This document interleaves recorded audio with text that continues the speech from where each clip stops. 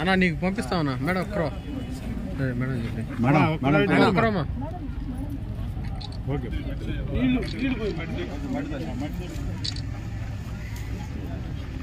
మీరు కొంచెం సైడ్ వస్తారా లేదన్నా నేను చేస్తున్నాను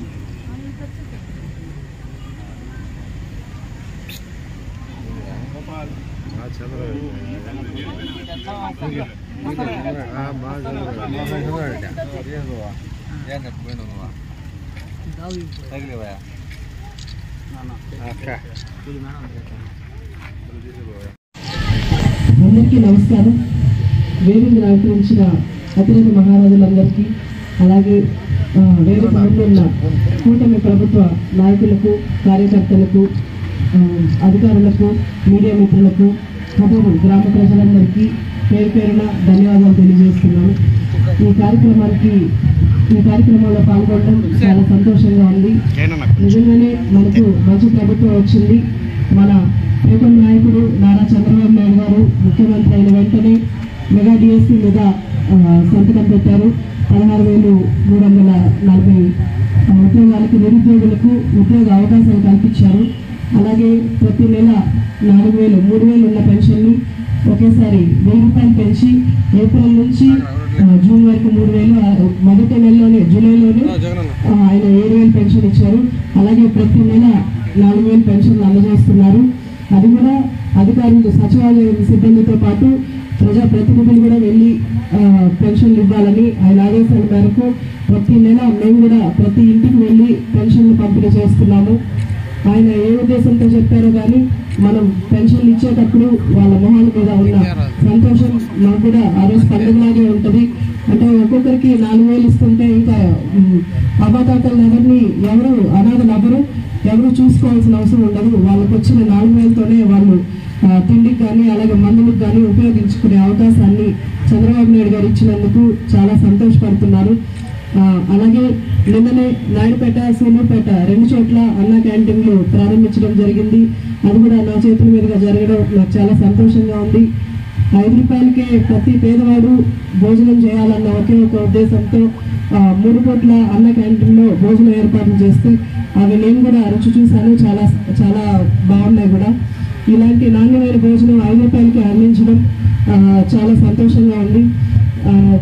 గత ప్రభుత్వం వాళ్ళు అన్న క్యాంటీన్లు మూసేసి పేదలకి ద్రోహం చేసినా కూడా మన చంద్రబాబు నాయుడు గారు ముఖ్యమంత్రి అయిన వెంటనే పేదవాడికి అంటే మన రాష్ట్రంలో మీ అందరికీ తెలిసిన విషయమే, మన రాష్ట్రంలో 11 లక్షల కోట్ల అప్పులు ఉన్నా సరే అది పేదవాడికి ఎలాంటి అడ్డు కాకూడదని పెన్షన్ల పంపిణీ కానీ అన్న క్యాంటీన్లు కానీ అన్ని ఓపెన్ చేశారు. ఈ ఘనతంట చంద్రబాబు నాయుడు గారిది. 100 రోజుల్లోనే ఈయన ఇవన్నీ చేసి పేదవాడికి అండగా నిలబడ్డారు. అలాగే ఆయన ప్రతి మీటింగ్లో చెప్తారు మన రాష్ట్రంలో పేదవాడు అనేవాడే కనపడకూడదు. దానికోసం నేను 45లో ఉన్న సీఎం లాగా కష్టపడతాను అంటే అప్పుడు నాకు ఆయన ఎలా కష్టపడ్డారో నాకు తెలియదు కాబట్టి ఎలా కష్టపడ్డారో అనుకునేదాన్ని. కానీ మొన్న విజయవాడలో వరదలు వచ్చినప్పుడు ఆయన అంత యాక్టివ్గా పనిచేయడం చూసి నేను నిజంగానే ఆశ్చర్యపోయాను. జేసీబీలో ఒకడే ఎక్కడం, బస్సులో ఒకడే ఉండడం, అలాగే పడవలో ఆయన ఒకటే వెళ్ళి ప్రజలందరినీ పలకరించడం, వాళ్ళకి భోజనం అందించడం, ఇవన్నీ చూశాక మాకు కూడా పనిచేయాలన్న సూళ్ళూరుపేట నియోజకవర్గంలో మనం కూడా ఎంతో కొంత చేయాలి, ఆయనలాగా కష్టపడాలి అన్న తత్వం ప్రతి ఒక్కరిలో కలుగుతుంది. మేము కొత్తగా రాజకీయాల్లోకి వచ్చాం. నాలాంటి యువత చాలా మంది ఉన్నారు, నాలాంటి యువత మహిళలు చాలా మంది ఉన్నారు. చంద్రబాబు నాయుడు గారు ప్రతి మీటింగ్లో మాకు ఎంత టైం పనిచేయాలి, ఎలా పనిచేయాలి అన్ని సూచనలు ఇస్తూ వచ్చారు. ఆయన సూచనల మేరకు మేము కూడా ఆయన పనిచేయడమే కాకుండా ప్రతి ఒక్కరితో పని చేపిస్తారు. మీ అందరికీ తెలుసు మాకు మొన్న 9 రోజులు జీతాన్ని ఆయన ఈ ఫ్లడ్స్ కోసం మాకు చేయించారు.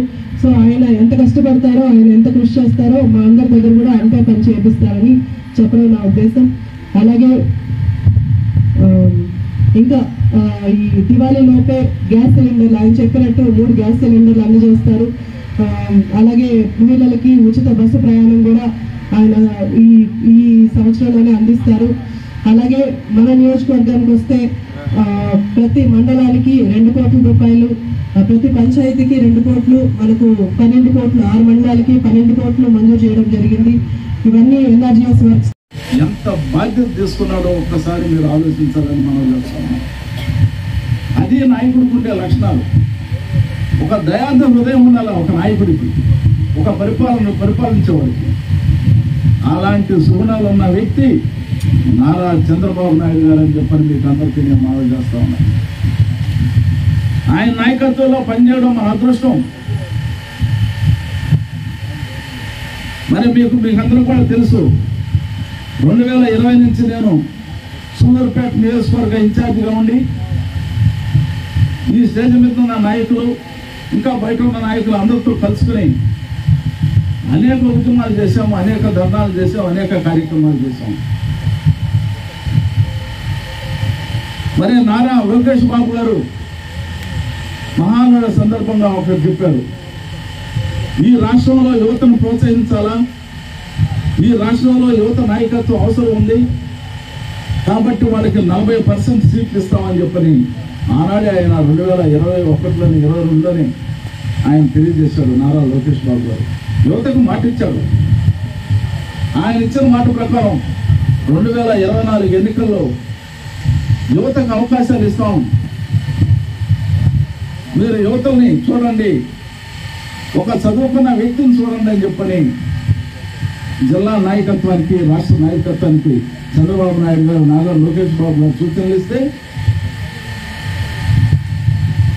మా అందరి అభిమాన నాయకుడు సూలూరుపేట నియోజకవర్గం, గూడూరు నియోజకవర్గం, వెంకటగిరి నియోజకవర్గం, సత్యవేట నియోజకవర్గాల్లో ఒక అదృశ్య శక్తిలాగా ఉండి మమ్మల్ని అందరినీ నడిపించిన గంగా ప్రసాద్ గారితో నాతో మాట్లాడి మీ కుమార్తెని రాజకీయాల్లో తీసుకురండి, శాసనసభ్యులుగా ఆమెకు పోటీ పెడతామని చెప్పానంటే నా కుమార్తె పాదసారితో మాట్లాడితే మేము ఏదో ఉద్యోగం చేసుకుంటున్నాం, డాక్టర్గా ఆమె పని చేసుకుంటుంది, ఎందుకు ఇప్పుడు మాతో ఏమని చెప్పాను.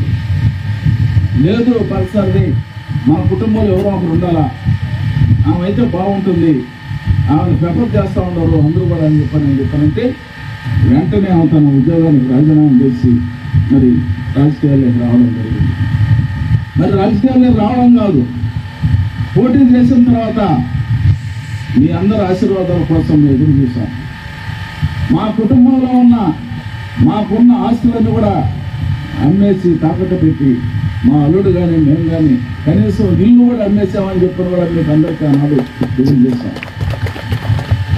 మరి మీరు అందరూ కూడా ఆశీర్వదించారు.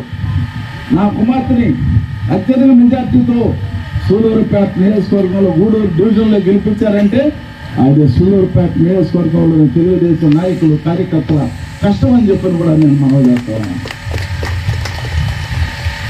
మరి ఆ విధంగా ఎన్నికల్లో మేము పోరాడి మీ అందరి సహాయ సహకారాలతో మరి నా కుమార్తె డాక్టర్ విజయశ్రీ గారు శాసనసభ్యురాలైంది.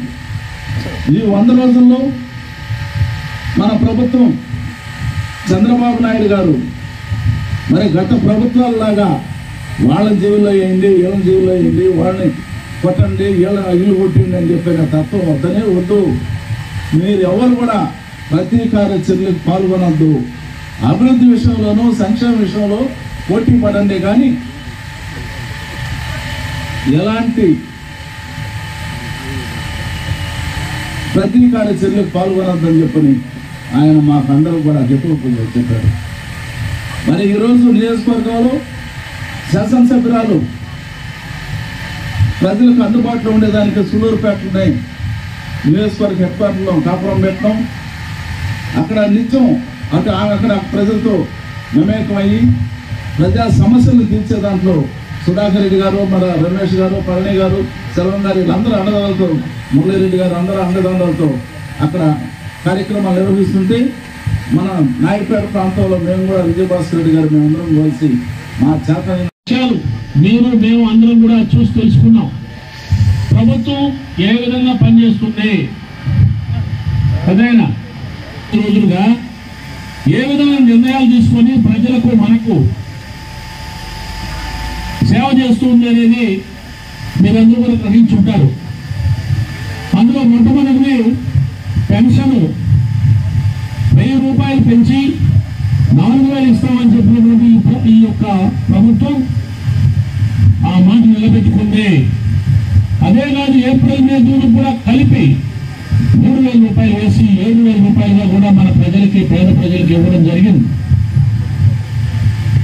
ఇంకొకసారి మనం ముందుకు పోయి ఆలోచిస్తే ముఖ్యమంత్రి చంద్రబాబు నాయుడు గారు ఎన్నికల సభల్లో చెప్పినట్టుగా మెగా డిఎస్పీ అంటే ఉద్యోగాలు ఇచ్చేటువంటి క్రమం, దాని మీద సంతకం పెట్టడం జరిగింది. సుమారు 16,000 పైచిలకు ఉద్యోగాలు మన భావితర మరి నిరుద్యోగులకు అందరికీ కూడా ఉద్యోగాలు వచ్చే అవకాశం. మరి ఇంకొకసారి మనం ప్రభుత్వాన్ని గురించి ఆలోచించినప్పుడు పెన్షన్ ఇవ్వడమే కాకుండా మనకు సేవ చేసేటువంటి ఉద్యోగస్తులకు ప్రతి నెల మొదటి తేదీనే జీతాలు ఇస్తున్నాము. అంతకుముందు ఇవ్వడం జరుగుతూ ఉందంటే అది చంద్రబాబు నాయుడు గారి పరిపాలన దక్షత అని చెప్పి మనం చెప్పుకోవాల్సిన పరిస్థితి. అదే కాదు, ఈరోజు 5 రూపాయలకే అన్నం పెట్టేటువంటి ఒక సౌకర్యం అన్న క్యాంటీన్లని నిన్నటి దినం సాయంత్రం 6 గంటలప్పుడు మన శాసనసభ్యుల చేతుల మీదుగా, మన నాయకులు సుబ్రహ్మణ్యం గారు అందరి చేతుల మీదుగా మనం ప్రారంభించుకోవడం జరిగింది నాయుడుపేటలో. అదేవిధంగా సూళ్ళూరుపేటలో కూడా నిన్న 7 గంటలకు పైన అన్న క్యాంటీన్ ప్రారంభించుకున్నాం. మరి ఎంతోమంది బడుగు బలహీన వర్గాల వారు 130 రూపాయలు 140 రూపాయలు ఈ రోజు హోటల్స్లో అన్నం ఒక భోజనం ధర చెప్తూ ఉంటే ప్రభుత్వం తరఫున 5 రూపాయలు పెట్టడం అనేది ఇది మానవత దృష్టిలో ఆలోచించినప్పుడు సామాజిక న్యాయం. అది సమాజంలో ఉన్నటువంటి పేదవాళ్ళని ఆదుకునేదానికి అదొక సౌకర్యంగా మిగిలిపోతుంది.